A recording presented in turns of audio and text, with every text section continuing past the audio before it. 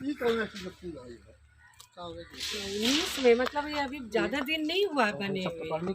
ना ना ये तो 19 में 27 12 19 लास्ट है। क्या नाम है? अच्छा ये वो हम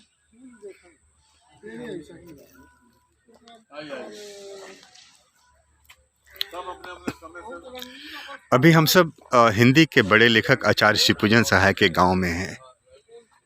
उस लेखक के गांव में जिनका उपन्यास देहाती दुनिया ने भारतीय इतिहास में या भारतीय साहित्य के इतिहास में गहरी छाप छोड़ी। 1927 में प्रकाशित यह उपन्यास पहली बार गांव की, भारत के गांव की, उत्तर भारत के गांव की एक अलग ही समझ विकसित करता है। इस गांव से अनेक साहित्यकारों का गहरा रिश्ता रहा है। कर्मेंदु शिशिर, मंगल मूर्ति, और अगर पुराने समय में जाएं तो प्रेमचंद की चिट्ठी पत्री आचार्य शिवपूजन सहाय के नाम पर इसी गांव में आती थी।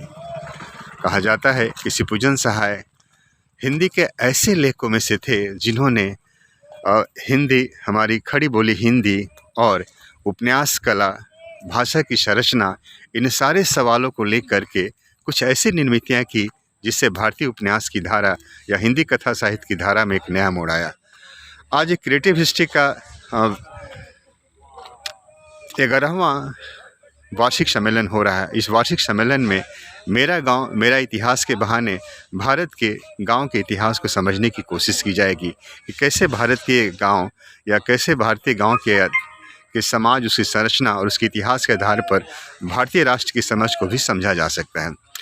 और ज़ाहिर एक भारतीय राष्ट्र की समझ को समझना या उसके बारे में विचार करना कहीं न कहीं आधुनिक भारत और समकालीन भारत और इसी बहाने हमारे समाज और समाज के इतिहास को समझना भी है। कई बार साहित्य सामाजिक इतिहास लेखन में इसलिए सबसे अधिक मदद करता है। उसका होना एक तरह से भारत के इतिहास का होना भी है। तो पुनः हमें आचार्य शिवपूजन सहाय के गांव में आकर के एक अलग तरह की अनुभूति हो रही है। यह अनुभूति हमारे समाज की भी है और हमारे सामाजिक मन की भी है। वह मन जो कहीं ना कहीं इतिहास की उस अनंत धारा को समझने की कोशिश करता है, लोक समाज की स्मृतियों में मौजूद होता है। तो ग्रामीण इतिहास की धारणा का संबंध भी कुछ ऐसी ही निर्मितियों के साथ है।